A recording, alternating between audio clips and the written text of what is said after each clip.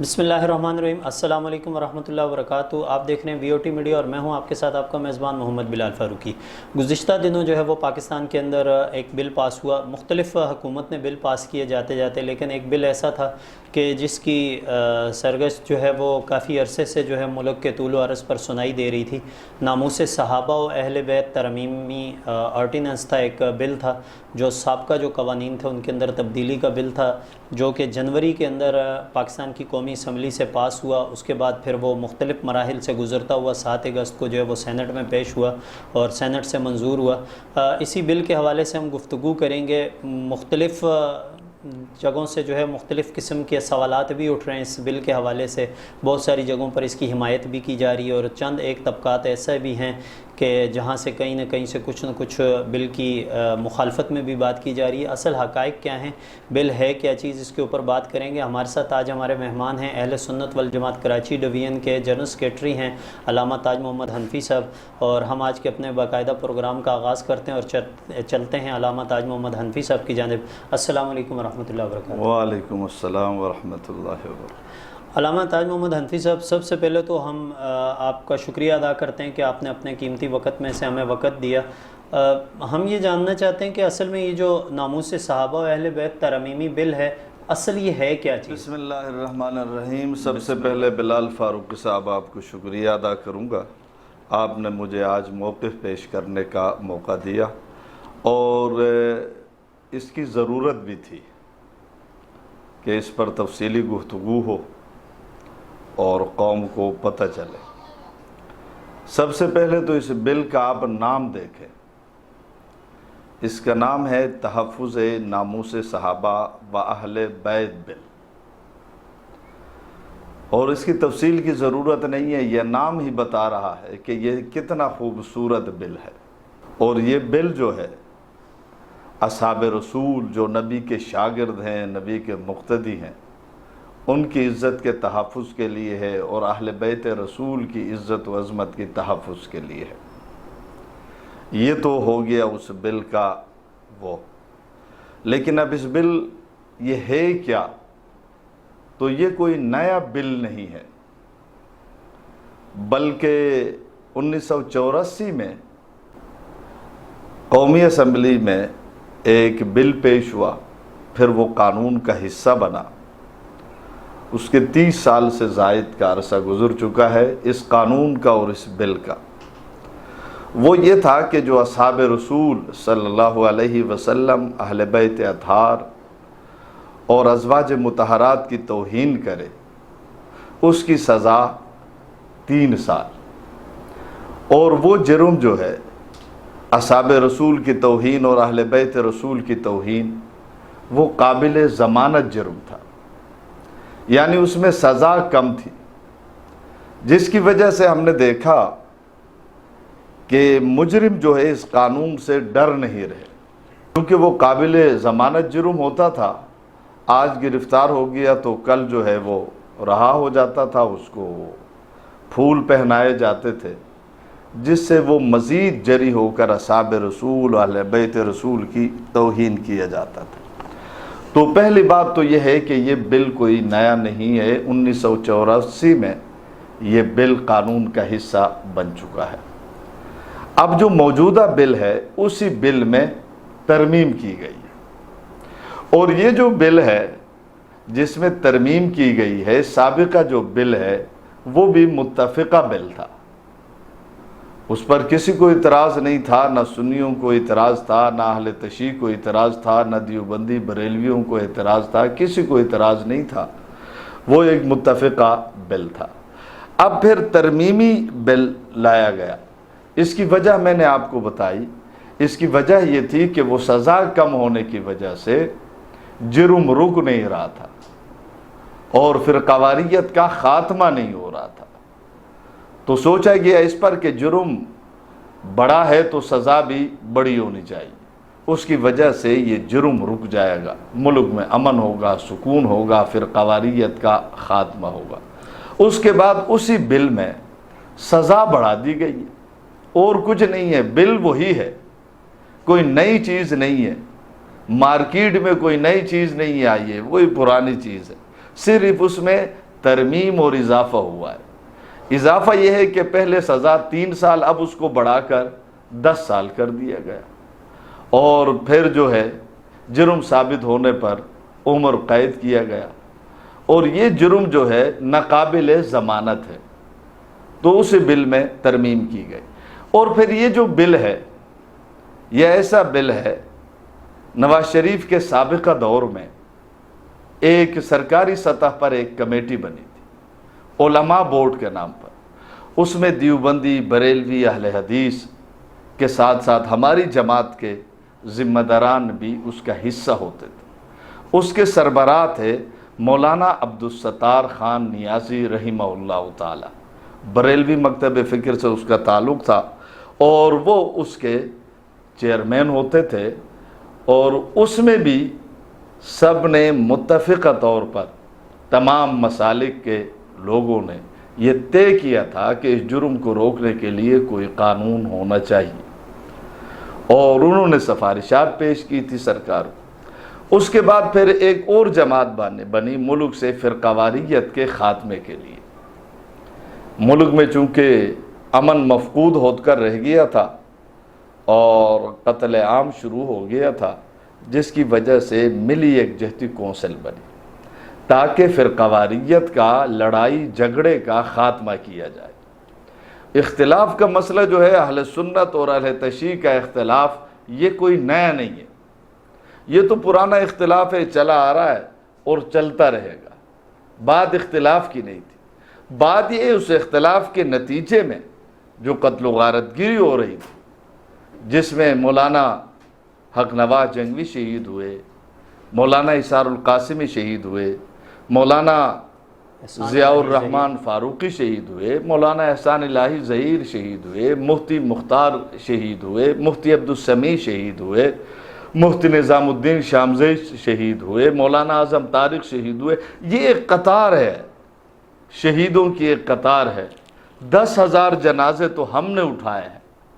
تو اس فرقہ واریت کو، لڑائی جھگڑے کو ختم کرنے کے لیے ملی یکجہتی کونسل بنی، جس میں دیوبندی، بریلوی، اہل حدیث اور اہل تشیع کے ذمہ دار علماء کرام شریک تھے۔ اچھا، یہ کہا جا رہا ہے کہ پاکستان میں جو فرقہ واریت کا آغاز ہوا، اس کے بارے میں یہ کہا جا رہا ہے کہ یہ ضیاء الحق کے دور میں اور سپاہ صحابہ کے وجود کے بعد یہ سارا فتنہ اور فساد ہوا اور ملک کے اندر فرقہ واریت آئی۔ پھر اس کے ساتھ ساتھ یہ بھی کہا گیا کہ یہ جو فرقہ واریت آج بھی موجود ہے، اس کے پیچھے جو ہے وہی ذہنیت اور وہی طبقہ موجود ہے۔ یہ سوال بھی آپ کا بڑا خوبصورت ہے، لیکن اس کا جواب تھوڑا سا تلخ ہے۔ الزام لگانا بڑا آسان ہے، لیکن الزام کو ثابت کرنا یہ بڑا مشکل کام ہے۔ ہم پر بہت سارے الزام لگانے والوں نے لگایا، لیکن آج تک ایک الزام بھی کوئی ثابت نہ کر سکا۔ ہم پر الزام لگایا گیا کہ سعودی عربیہ ان کے پیچھے ہے، وہاں سے فنڈ آتا ہے، ان کو فنڈ ملتا ہے، لیکن آج تک کوئی 1 روپیہ بھی ہم پر ثابت نہیں کر سکتا۔ اس طریقے سے پروپیگنڈا کیا گیا طاقت کے بل بوتے پر کہ فرقہ واریت کا آغاز سپاہ صحابہ کی وجہ سے ہوئی ہے۔ میں تھوڑا تفصیل میں جانا چاہوں گا، فرقہ واریت کا آغاز کب ہوا، کیسے ہوا اور کیوں ہوا۔ اس کا آغاز یوں ہوا، 79 میں ایران میں انقلاب آیا، اور دنیا جانتی ہے شاہنشاہیت کا خاتمہ کر کے ایران میں ایک مذہبی طبقے کی حکومت آ گئی، اور دنیا جانتی ہے فرانس کے تعاون سے یہ انقلاب اور یہ تبدیلی آئی اور یہ حکومت قائم ہو گئی، اور خمینی جو ہے سربراہ بن گئے۔ انہی دنوں میں 79 میں انقلاب کے کچھ مہینوں کے بعد پاکستان سے مخصوص طبقے کے علماء کو ایران بلایا گیا۔ ایران میں بلانے کے بعد وہاں ایک باقاعدہ سرکاری سطح پر اجلاس ہوتا ہے، اور پاکستان میں اسی انقلاب کو پاکستان میں درآمد کرنے کے لیے۔ منصوبہ صرف ان کا پاکستان نہیں تھا، بلکہ اسی ایرانی انقلاب کو شام میں، لبنان میں، عراق میں، اسی طریقے سے اطراف کے جتنے قریب ممالک تھے ان میں بھی اسی انقلاب کو رائج کرنے کے لیے باقاعدہ محنت کی گئی۔ اور اس سے کون واقف نہیں ہے، عراق ایران کا جنگ جو ہے وہ اسی سلسلے کا ایک تسلسل تھا۔ جو عراق اور ایران کی جنگ ہوئی اور لڑائی ہوئی، اس کا نتیجہ اور اس کی وجہ یہی تھی کہ وہ اس انقلاب کو عراق میں بھی لانا چاہ رہے تھے۔ اسی طریقے سے پاکستان میں اسی انقلاب کو لانے کے لیے پاکستان سے مخصوص طبقے کے علماء کو بلایا گیا، جن کے سربراہ عارف الحسین الحسینی تھے، اور اس کا انکار کوئی نہیں کر سکتا، یہ تو تاریخ کا ایک حصہ ہے، اور بقول ان کے یہ ایک تاریخی حقیقت ہے۔ اس کو وہاں بلانے کے بعد تحریک نفاذ فقہ جعفریہ کی بنیاد رکھی گئی۔ بنیاد رکھنے کے بعد پاکستان میں اس انقلاب کو لانے کے لیے محنت شروع کی گئی، تحریک نفاذ فقہ جعفریہ کی بنیاد رکھی گئی، اسی پلیٹ فارم سے کام شروع کیا گیا۔ یہ بھی میں آپ کو بتاتا چلوں، اس وقت سپاہ صحابہ نہیں تھی۔ سپاہ صحابہ تو 1985 میں بنی، یعنی ایرانی انقلاب کے 6-7 سال بعد، اور پھر اس ملک میں اس انقلاب کو برپا کرنے کے لیے جس ملک میں 95% آبادی اہل سنت کی ہے، اس کے لیے ترتیب یہ کی گئی، سب سے پہلے تو مختلف زبانوں میں پامفلٹ شائع کیے گئے۔ میں ویسے ہوا میں تیر نہیں چھوڑ رہا ہوں، اس کے ہمارے پاس حقائق ہیں، ثبوت ہیں۔ 13 علاقائی زبانوں میں پامفلٹ، رسائل، کتابیں چھاپی گئی۔ ان کتابوں میں کیا تھا؟ کیا قرآن کی تفسیر؟ کیا رحمت عالم صلی اللہ علیہ وسلم کے فرامین؟ نہیں، بلکہ ان کتابوں میں اصحاب رسول صلی اللہ علیہ وسلم کی توہین تھی۔ جب یہ مختلف زبانوں میں یہ کتابچے، یہ پامفلٹ، یہ رسائل تقسیم ہونے لگے تو ملک میں ایک انتشار کی کیفیت قائم ہو گئی، کیونکہ 95% آبادی ان لوگوں کی تھی جو صدیق اکبر کو، فاروق اعظم کو، عثمان غنی کو، علی المرتضیٰ کو، جملہ صحابہ کرام کو جنتی تسلیم کرتا ہے۔ تو اس طبقے کی دل آزاری ہوئی، جس کی وجہ سے ملک میں انتشار ہونے لگا۔ اور اس کے ساتھ ساتھ اسی پر بس نہیں، آپ حیران ہوں گے، ایرانی انقلاب کے بعد جب ان کے پیچھے ایک حکومت کی طاقت آ گئی تو ان لوگوں نے سرعام جلسوں میں، جلوسوں میں اصحاب رسول کو گالیاں دینا، توہین کرنا شروع کر دیا۔ اور آپ یہ سن کر حیران ہوں گے، آپ کے پاکستان کے مختلف شہروں میں دور نہیں جاؤں گا، یہاں سندھ کا ایک شہر ہے، اس کا نام ہے بٹشاہ۔ بٹشاہ میں مراد رسول، داماد علی، حضرت عمر فاروق رضی اللہ تعالی عنہ کا پتلا بنا کر سرعام چوک میں، چوراہے میں لا کر جلایا جاتا تھا۔ یہ کوئی ایسی بات نہیں اس کا کوئی انکار کر سکے۔ اور اس سے بھی کون واقف نہیں کہ امی عائشہ صدیقہ رضی اللہ عنہا کا نام ایک نجح جانور پر لکھا گیا، بازاروں میں گھمایا گیا، اور دنیا اس سے واقف ہے۔ جب یہ سلسلے ہونے لگے، ملک میں انتشار پھیل گیا۔ پھر یہ مزید آگے بڑھے، اس انقلاب کو پاکستان میں لانے کے لیے آگے بڑھتے ہوئے غالباً 1980 یا 82 میں انہوں نے مطالبہ کیا، اس طبقے نے، کہ ہم زکوٰۃ نہیں دیں گے، زکوٰۃ نہیں دیں گے، ہم سے زکوٰۃ کے مد میں رقم نہ کاٹی جائے۔ اور اس کے لیے احتجاج ہونے لگے، مظاہرے ہونے لگے، بلا آخر جا کر اسلام آباد میں جا کر دھرنا دیا۔ اس میں ایک مطالبہ ان کا یہ بھی تھا کہ ہماری اسلامیات الگ کی جائے۔ میں اس کی طرف آ رہا ہوں۔ انہوں نے مطالبہ رکھا کہ ہم زکوٰۃ نہیں دیں گے، اور حکومت بے بس ہو گئی اور ان کے مطالبے کو تسلیم کر لیا۔ انہوں نے زکوٰۃ دینے سے انکار کیا۔ اس کے بعد انہوں نے دیکھا کہ آہستہ آہستہ ہم آگے بڑھتے جا رہے ہیں اور سامنے کوئی نہیں ہے۔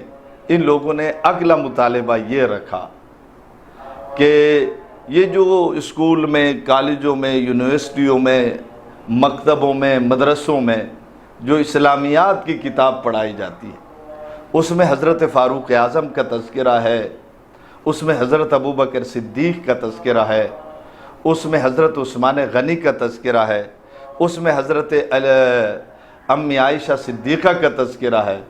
انہوں نے احتجاج کرنا شروع کر دیا کہ ہمارے بچوں کو صدیق اکبر کی سیرت، فاروق اعظم کی سیرت، عثمان غنی کی سیرت پڑھائی جا رہی، ہم تو نہیں پڑھیں گے، ہم ان کو نہیں مانتے، اسلامیات جدا کرو۔ مطالبہ نے زور پکڑ لیا، احتجاج ہونے لگے، مظاہرے ہونے لگے، حکومت مجبور ہو گئی۔ اسلام اگر ایک ہے تو اسلامیات دو کیوں؟ یہ مطالبہ بھی ان کا تسلیم کر لیا گیا۔ اس کے بعد مزید یہ آگے بڑھے، یہ طبقہ آگے بڑھا۔ آج الزام ہمیں دیا جاتا ہے ان کی وجہ سے فرقہ واریت پھیلی، ان کی وجہ سے قتل و خون ہوا۔ اگر ہماری وجہ سے ہوا تھا، ہم نے 10,000 جنازے کیسے اٹھائے؟ ہم نے اپنے 6 مرکزی قائدین کے جنازے کیسے اٹھائے؟ نشانہ ہم بنے ہیں، مظلوم ہمیں۔ اس کے بعد کوئٹہ میں 10 محرم الحرام کو ایک جلوس نکلتا ہے اور اس جلوس کے نتیجے میں اہل سنت کا قتل عام ہوتا ہے اور دنیا اس پر گواہ ہے۔ اسکول کے چھوٹے چھوٹے بچوں کو، اہل سنت کے بچوں کو ڈال کے طور پر پولیس کے سامنے پیش کیا گیا۔ اور اس کے بعد کیا اس سے دنیا واقف نہیں ہے؟ کیا یہ چیز میڈیا میں نہیں آئی؟ جب سرکار نے وہاں آپریشن کیا، وہاں جو ان کی کمان کر رہے تھے، کیا دنیا کو پتہ نہیں تھا ان لوگوں کا تعلق کس ملک سے تھا؟ وہ اسلحہ کہاں سے آیا تھا؟ انہی دنوں میں گرومندر کے اندر 3 اہل سنت کا قتل عام کیا گیا۔ یہ وہ واقعات بتا رہا ہوں جب میری جماعت بنی نہیں تھی، سپاہی صحابہ بنی نہیں تھی۔ یہ ہوا، ہونے کے بعد ان کے اس غنڈہ گردی، بدماشی، ظلم و ستم اور اصحاب رسول کو گالیاں دینے کی وجہ سے کراچی ہی شہر میں ایک جماعت بنی جس کا نام رکھا سواد اعظم اہل سنت والجماعت، اور اس وقت بھی سپاہی صحابہ نہیں تھی، سواد اعظم بنی۔ اور اس کے بنانے والے کون تھے؟ شیخ الحدیث، استاذ المحدثین شیخ سلیم اللہ خان رحمہ اللہ تعالی، اور امام اہل سنت مفتی احمد الرحمن رحمہ اللہ تعالی، شیخ الحدیث اسفندیار رحمہ اللہ تعالی، مفتی ظفر علی خان رحمہ اللہ تعالی تھے۔ یہ بڑے بڑے لوگ تھے۔ جب انہوں نے دیکھا اصحاب رسول کی توہین ہو رہی ہے، سواد اعظم بنی اور سواد اعظم مقابلے میں آئی۔ پھر وہ ایک تفصیل ہے کہ سواد اعظم کا کیا ہوا۔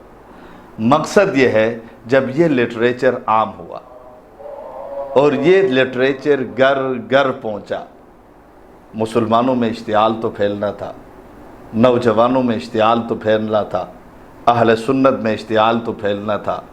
فرقہ واریت کا سبب سپاہی صحابہ نہیں، ایرانی انقلاب ہے۔ ایرانی انقلاب کے بعد ملک میں مقدس شخصیات کی توہین ہے۔ یہی وجہ ہے کہ جب علامہ حق نواز جنگوی میدان میں آئے، اس کا منشور، دستور، مقصد ایک ہی تھا۔ وہ یہ مطالبہ لے کر آئے تھے کہ مقدس شخصیات کی توہین ہو رہی، مقدس شخصیات کی توہین ہو رہی ہے، اس حوالے سے قانون بنایا جائے۔ مولانا حق نواز جنگوی نے الیکشن میں حصہ لیا اور آپ نے 50,000 ووٹ لیے۔ وہ اسمبلی میں جانا چاہتے تھے، مقدس شخصیات کی عزت و ناموس کے تحفظ کا قانون بنانا چاہتے تھے۔ اور یہ قانون کیوں بنانا چاہتے تھے؟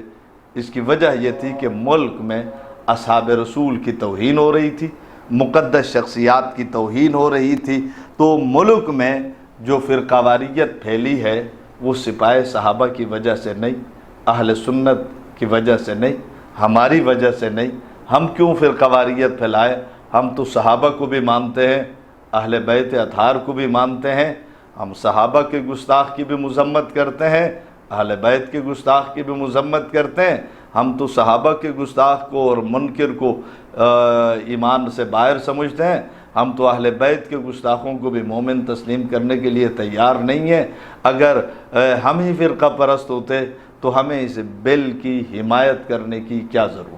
اچھا، آپ نہیں سمجھتے کہ یہ بل جو ہے ایک طبقے کی جانب سے جو ہے دوسرے طبقے کو دبانے کے لیے اور ان کی جو مذہبی آزادی ہے اس کو روکنے کے لیے جو ہے یہ کیا جا رہا ہے؟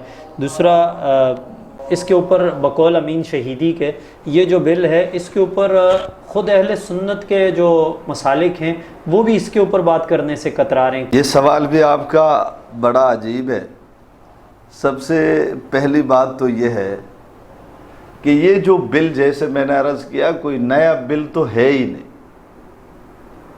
1984 میں جو بل پاس ہو کر قانون کا حصہ بنا تھا اس میں ترمیم کی گئی ہے۔ اور دوسری بات یہ ہے، یہ بل کسی کے خلاف نہیں ہے۔ ایک طبقہ پتہ نہیں اس بل کو اپنے خلاف کیوں سمجھ رہا ہے۔ کیا وہ طبقہ مان رہا ہے کہ وہ اصحاب رسول کا گستاخ ہے؟ کیا وہ یہ طبقہ یہ تسلیم کر رہا ہے کہ میں اہل بیت کا گستاخ ہوں؟ بھائی، یہ جو بل ہے اس میں بریلوی کا نام نہیں، دیوبندی کا نام نہیں، اہل حدیث کا نام نہیں، سنی کا نام نہیں، شیعہ کا نام نہیں۔ یہ بل کسی کے خلاف تو نہیں ہے، یہ دیوبندیوں کے خلاف نہیں، بریلویوں کے خلاف نہیں، اہل حدیثوں کے خلاف نہیں، یہ کسی سنی کے خلاف نہیں، یہ شیعوں کے خلاف نہیں، بلکہ یہ تو گستاخوں کے خلاف ہے۔ جو طبقہ کہہ رہا ہے کہ یہ میرے خلاف ہے، کیا وہ گستاخ ہے؟ اگر وہ اپنے آپ کو اصحاب رسول، اہل بیت رسول کا گستاخ سمجھ رہا ہے پھر یہ بل اس کے خلاف ہے۔ تو آپ نہیں سمجھتے کہ یہ بل اس طرح متنازع ہوتا جا رہا ہے؟ دیکھیں، بات یہ ہے کہ متنازع کیسے ہو رہا ہے؟ متنازع یوں نہیں ہے۔ ایک تو یہ بل سب سے پہلے یہ بل قومی اسمبلی میں پیش کیا گیا۔ قومی اسمبلی نے کہ اراکین نے اس کو بھیجا نظریاتی کونسل میں۔ نظریاتی کونسل میں قابل علماء، ڈاکٹرز بیٹھے ہوئے، اور اس میں اہل سنت بھی ہیں، اہل تشیع بھی ہیں، دیوبندی بھی ہیں، بریلوی بھی ہے۔ انہوں نے اس بل کو دیکھا، جانچا اور پرکھا۔ پھر انہوں نے اس کی تائید کرتے ہوئے لکھا کہ یہ بل فرقہ واریت کے خاتمے کا بہترین حل ہے، اس کو قانون کا حصہ بنایا جائے۔ یہ نظریاتی کونسل سے ہوتا ہوا یہ چلا گیا قومی اسمبلی میں دوبارہ، پھر بھی قومی اسمبلی میں اس کو پاس نہیں کیا گیا، قائمہ کمیٹی کی طرف بھیج دیا گیا۔ قائمہ کمیٹی میں 21 چیدہ تعلیم یافتہ لوگ ہیں اور تمام مسالک کے لوگ ہیں۔ انہوں نے اس بل کو دیکھا، جانچا، پرکھا، اور اس کے بعد انہوں نے تائید کرتے ہوئے لکھا کہ یہ ملک میں امن قائم کرنے کا باعث ہوگا، فرقہ واریت کے خاتمے کا یہ بل باعث ہوگا۔ اس لیے انہوں نے لکھ کر مطالبہ کیا کہ اس کو قانون کا حصہ بنایا جائے۔ پھر اس کو اسمبلی میں پیش کیا گیا۔ اسمبلی میں پیش کرنے والا، آج ہمیں کہا جاتا ہے یہ ان کی سوچ ہے، یہ ان کی محنت ہے، اس کو پیش کرنے والا میری جماعت کا کوئی رکن نہیں ہے۔ اس کو پیش کرنے والا جماعت اسلامی پاکستان کے ممبر قومی اسمبلی مولانا عبدالاکبر چترالی صاحب ہے، اور اس قومی اسمبلی میں تمام جماعتوں کی نمائندگی ہے۔ جمعیت علماء اسلام کی نمائندگی ہے، پی پی کی نمائندگی ہے، نون لیگ کی نمائندگی ہے، قاف لیگ کی نمائندگی ہے، دیگر چھوٹی بڑی جماعتیں ہیں اور ان سب نے اس بل کی حمایت کی، تائید کیا، متفقہ طور پر یہ بل پاس ہو گیا۔ پاس ہونے کے بعد یہ سینٹ چلا گیا، اور سینٹ میں بھی آپ جانتے ہیں کہ ہم نے پیش نہیں کیا۔ آج کہا جاتا ہے کہ یہ بل متنازع ہے، یہ ایک طبقے کے خلاف ہے، اس کو قومی اسمبلی میں پیش کرنے والا مولانا عبدالاکبر چترالی جماعت اسلامی کا ہے، اس کو سینٹ میں پیش کرنے والا حافظ عبدالکریم صاحب، اس کا تعلق اہل حدیث سے، اور اس کی تائید کرنے والے مولانا عبدالغفور حیدری اور اس طریقے سے دیگر علماء کرام، وہ ان کا تعلق جمعیت علماء اسلام سے۔ سینٹ میں پی پی کے ذمہ داران بھی موجود ہیں، نمائندے موجود ہیں، نون لیگ کے موجود ہیں۔ یہ تو قومی اسمبلی سے بھی متفقہ طور پر پاس ہوا، نظریاتی کونسل سے بھی متفقہ طور پر پاس ہوا، قائمہ کمیٹی سے بھی متفقہ طور پر پاس ہوا، نظریاتی کونسل سے بھی متفقہ طور پر پاس ہوا۔ یہ تمام سیاسی مذہبی جماعتوں کا متفقہ بل ہے، اور یہ بل تمام مسالک، دیوبندی، بریلوی، اہل حدیثوں کا متفقہ بل ہے۔ اور وہ جو لوگ متنازع کہہ رہے ہیں، وہ لوگ خود متنازع ہیں، اور وہ چند افراد ہیں۔ میں آپ سے گزارش کروں گا، آپ نے کہا کچھ طبقے اس کی مخالفت کرتے ہیں، کچھ طبقے نہیں ہیں، بلکہ یہ وہ لوگ ہیں جن کو انگلیوں پر گنا جا سکتا ہے، ورنہ یہ دیوبندی، بریلوی، اہل حدیثوں کا، تمام سیاسی جماعتوں کا متفقہ بل ہے۔ اس کے ساتھ کسی کو اختلاف نہیں ہے۔ اور اس کے ساتھ ساتھ یہ بھی عرض کر دوں، یہ کسی مسلک مذہب کے خلاف نہیں ہے، یہ تو گستاخوں کے خلاف ہے۔ بھائی کوئی گستاخ نہیں ہے تو اس کو پریشان ہونے کی ضرورت نہیں ہے۔ ہم اصحاب رسول کو بھی مانتے ہیں، اہل بیت اطہار کو بھی مانتے ہیں، ہمیں تو کوئی پریشانی نہیں ہے۔ دیوبندی مانتے ہیں، کوئی پریشانی نہیں ہے۔ بریلوی مانتے ہیں، کوئی پریشانی نہیں ہے۔ اہل حدیث مانتے ہیں، کوئی پریشانی نہیں ہے۔ قومی اسمبلی میں اہل تشیع نے اس کی حمایت کی ہے، کوئی پریشانی نہیں ہے۔ سینٹ میں ان کے بندے بھی ہیں، انہوں نے تائید کی، کوئی پریشانی نہیں ہے۔ میں تو کہتا ہوں اس طبقے میں بھی یہ چند افراد ہیں جن کے روٹی روزی کا مسئلہ ہے، پیٹ کا مسئلہ ہے، اور یہ دین کا کوئی مسئلہ نہیں۔ اچھا، قومی اسمبلی اور سینٹ میں جو غیر مسلم ارکان ہیں، جس طرح سکھ مذہب کے لوگ بھی وہاں موجود ہیں، ہندو کمیونٹی ہے، عیسائی کمیونٹی ہے، کیا وہ بھی اس بل کی حمایت میں اس بل کی مخالفت میں ایک ووٹ بھی نہیں آیا، قومی اسمبلی سے؟ نہ قومی اسمبلی سے، نہ سینٹ سے، ایک بندے نے بھی اس کی مخالفت نہیں کی ہے۔ یہ تو واحد بل ہے جس پر تمام سیاسی جماعتیں، تمام مذہبی جماعتیں، تمام مسالک والے متفق ہیں، تو اس کو متنازع کہنے والا آدمی خود متنازع ہے۔ اچھا، ایک یہ بھی بات کی جا رہی ہے، ایک پوڈ کاسٹ کے اندر جو ہے وہ امین شہیدی نے کی کہ ماہ محرم الحرام سے قبل جو ہے وہ آپ کی جماعت کے ایک اعلیٰ عہدیدار نے، مذہبی رہنما نے امریکی عہدیدار سے ملاقات کی، اور اہل تشیعوں کے خلاف جو ہے وہ کام کرنے کے لیے جو انہوں نے مالی معاونت کے ساتھ ساتھ آنے والے جو الیکشن ہیں ابھی اس کے اندر جو ہے وہ قومی اسمبلی میں یا جو متعلقہ اسمبلی ہیں ان میں سیٹوں کے لیے بھی معاونت کی جو ہے وہ پیشکش ان کے سامنے رکھی ہے، تو اس میں کہاں تک سچائی ہے؟ یہ سوال بھی آپ کا بڑا خوبصورت تو نہیں ہے، بڑا عجیب ہے۔ اچھا، یہ تو الزام ہے، میں تو وہ پوڈ کاسٹ کی بات کو وہ کر رہا ہوں کہ آپ کے اوپر ایک الزام لگا ہے۔ پہلے آپ نے بات کر دی کہ جو سعودی عرب کے حوالے سے آپ پر الزام لگا تھا، اب تو براہ راست امریکہ کے نام پر الزام لگ گیا۔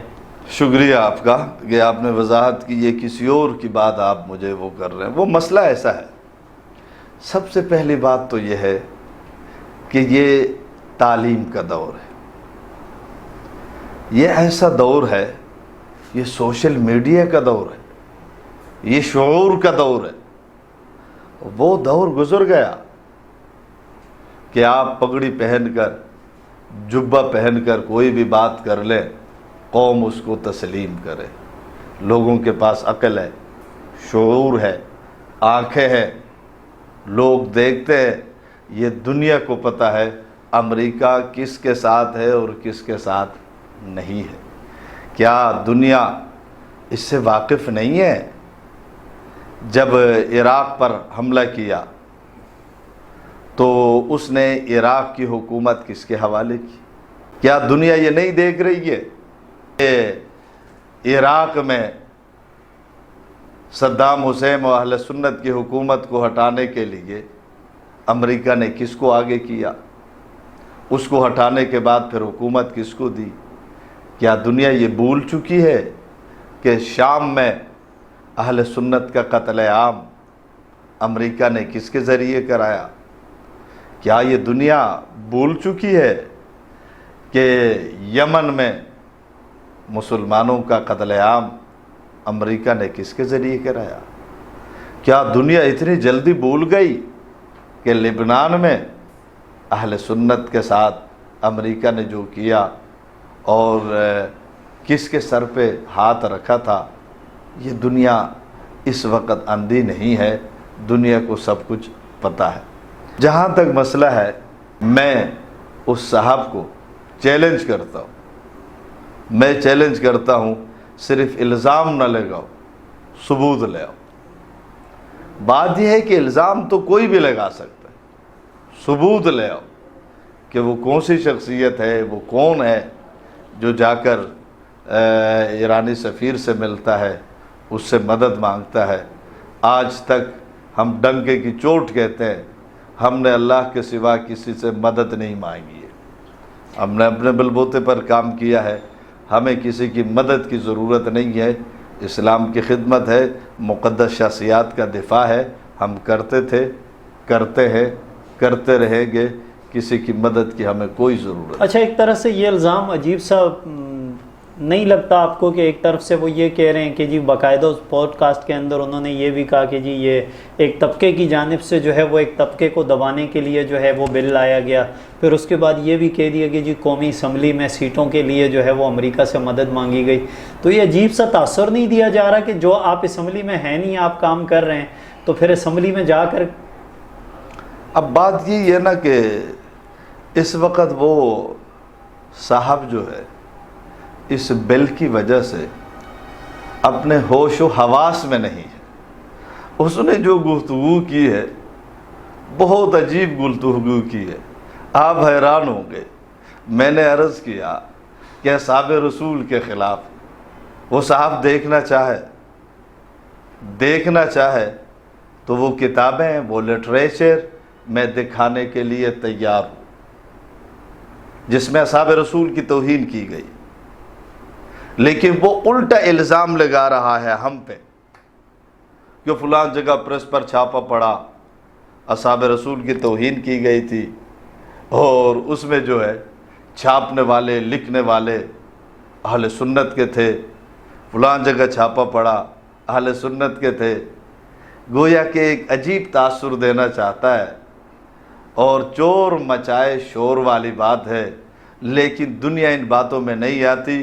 کیا دنیا کو دھوکہ دینا چاہتے ہو؟ یہ چند سال قبل آپ کی کراچی کے شاہراہ میں جلوس میں امیر المومنین اور حضرت حسن حضرت حسین نے جس شخصیت کے ہاتھ پر بیعت کر کے اس کو امام مانا، کیا حضرت امیر معاویہ کو گالیاں نہیں دی گئی؟ کیا چینل میں وہ چلایا نہیں گیا؟ کیا جس کی وجہ سے پورے ملک میں آگ نہیں لگی؟ کیا ہماری طرف سے بھی کوئی، ہم روزانہ بیانات کرتے ہیں، میں سیمیناروں میں، پروگرامات میں، جلسوں میں، جلوسوں میں کوئی ایک جملہ ہمارا ثابت کر سکتا ہے کہ ہم نے اصحاب رسول کی توہین کی ہے یا اہل بیت اطہار کی نعوذ باللہ توہین کی ہے؟ ہم تو اس کو کفر سمجھتے ہیں۔ لیکن الزام لگانا بہت آسان ہے، الزام کو ثابت کرنا بہت مشکل ہے، اور یوں یہ سارے الزامات ہیں صرف اس بل سے لوگوں کو متنفر کرنے کے لیے یہ سب کچھ کیا جا رہا ہے۔ اچھا، ایک تو یہ بات بھی اسی طبقے کی جانب سے دہرائی جا رہی ہے کہ یہ جو بل ہے تحفظ ناموس صحابہ اہل بیت بل، اس کا غلط استعمال ہوگا، اور ماضی کے اندر بھی بہت سارے ایسے قوانین ہیں جن کا غلط استعمال ہو رہا ہے، اور اس کا بھی ہوگا۔ تو آپ اس کو کس طرح دیکھتے ہیں؟ اگر جب یہ اس کا غلط استعمال اگر ہو رہا ہے یا ہوگا یا ماضی میں ہوا ہے تو پھر بھی تو یہ جو قوانین ہیں یہ تو متنازع بنتے جائیں گے اس طرح۔ میں یہی عرض کروں گا کہ اس صاحب کے حوالے سے یہ جو اعتراض اس نے کیا ہے یا جو بات اٹھائی ہے، یہ کوئی سنجیدہ آدمی ایسا اعتراض نہیں کر سکتا۔ سب سے پہلی بات تو یہ ہے کہ مجھے یہ بتاؤ کہ وہ کون سا قانون ہے جس کو کوئی غلط استعمال کرنا چاہے اور وہ غلط استعمال نہ کر سکے؟ دنیا میں کوئی ایسا قانون ہو سکتا ہے؟ جتنے قانون ہیں ان کو غلط استعمال کیا جا سکتا ہے۔ چور کے خلاف قانون بناؤ، اگر غلط استعمال کرنا چاہے لوگ اس کا بھی غلط استعمال کریں۔ راشی کے خلاف قانون بناؤ، اس کا بھی غلط استعمال ہو سکتا ہے۔ زانی کے خلاف قانون بناؤ، اس کا بھی غلط استعمال ہو سکتا ہے۔ راشی کے خلاف قانون بناؤ، اس کا بھی غلط استعمال ہو سکتا ہے۔ ہر قانون کا غلط استعمال ہو سکتا ہے، تو کیا اسی بات کو سامنے رکھ کر کوئی قانون نہ بنائے؟ تو سارے قوانین کو ختم کر کے جنگل کا قانون نافذ کریں کہ جہاں کوئی قانون نہ ہو۔ بات یہ ہے کہ ہر قانون کا غلط استعمال ہو سکتا ہے۔ اچھا، ملک کے اندر ماضی میں کچھ واقعات ہوئے اور اس کے اندر بعد میں یہ کہا گیا کہ یہ جھوٹے الزام تھے، تو اگر بالفرض کوئی بندہ کسی شخص کے اوپر توہین کا الزام لگاتا ہے اور وہ الزام ثابت نہیں ہوتا تو یہاں تو یقیناً وہ ایک فرد قانون کا غلط استعمال کر رہا ہے، تو اس کا جواب کیا ہونا چاہیے پھر؟ اس میں یہ عرض کروں گا، یہ صرف اس قانون کے حوالے سے پہلی بات تو یہ ہے کہ یہ کیوں اٹھایا جا رہا ہے؟ کیا باقی سارے قوانین بالکل صحیح استعمال ہو رہے ہیں؟ کسی قانون کا غلط استعمال نہیں ہو رہا ہے؟ اگر ہر قانون غلط استعمال ہو سکتا ہے تو پھر اسی ایکٹ پر، اسی قانون پر اور اسی بل پر اعتراض کیوں ہے؟ اور دوسری بات یہ ہے کہ ہاں یوں ہو سکتا ہے ایک اور بل لے آؤ، ہم آپ کے ساتھ لے آؤ، دستخط ہم کریں گے، ماحول ہم بنائیں گے کہ بھائی جو اس قانون کا غلط استعمال کرے عدالت تحقیق کرے۔ یہ کام تو مولوی صاحب کا نہیں ہے، بالکل یہ کام تو عدالت کا ہے۔ بھائی تحقیق کرے، اگر کسی نے جھوٹا الزام لگایا ہے، الزام لگانے والوں کو اس سے کڑی سزا دے، یہاں 10 سال ہے اس کو 20 سال سزا دے۔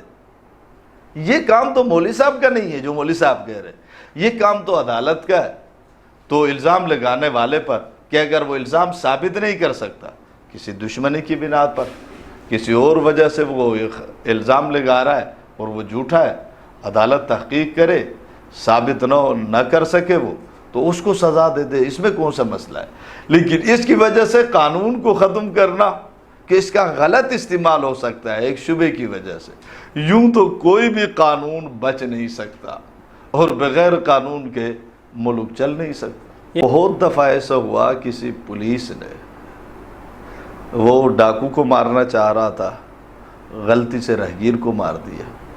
کبھی یوں بھی ہوا کہ وہ ڈاکو سمجھ کر یہ واقعات پیش آتے رہتے، عام شہری کو مار دیا۔ یا کبھی ایسا ہوا کہ پولیس والے نے ہی بے گناہ کو قتل کر دیا، بہت سارے ایسے واقعات ہوئے۔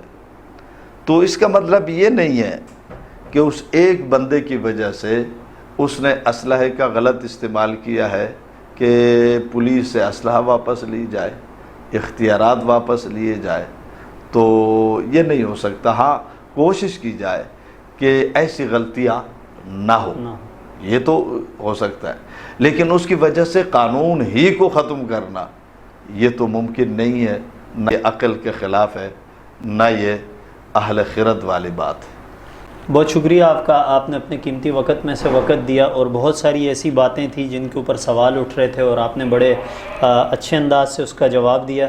تو جن صاحب نے، امین شہیدی نے جس طرح گفتگو کی تھی اور جو الزامات رکھے تھے، تو علامہ تاج محمد حنفی صاحب نے ایک بال جو ہے ان کے کورٹ میں واپس پھینک دیے کہ اگر اس قانون کا غلط استعمال آپ سمجھتے ہیں کہ ہو سکتا ہے تو آپ آنے والی اسمبلی کے اندر ایک بل لے کر آئیں، جو لوگ اس کا غلط استعمال کرتے ہیں ان کی سزا 10 کے بجائے 20 سال کر دی جائے، عمر قید کر دی جائے، اور مزید اس کو سخت کیا جا سکتا ہے۔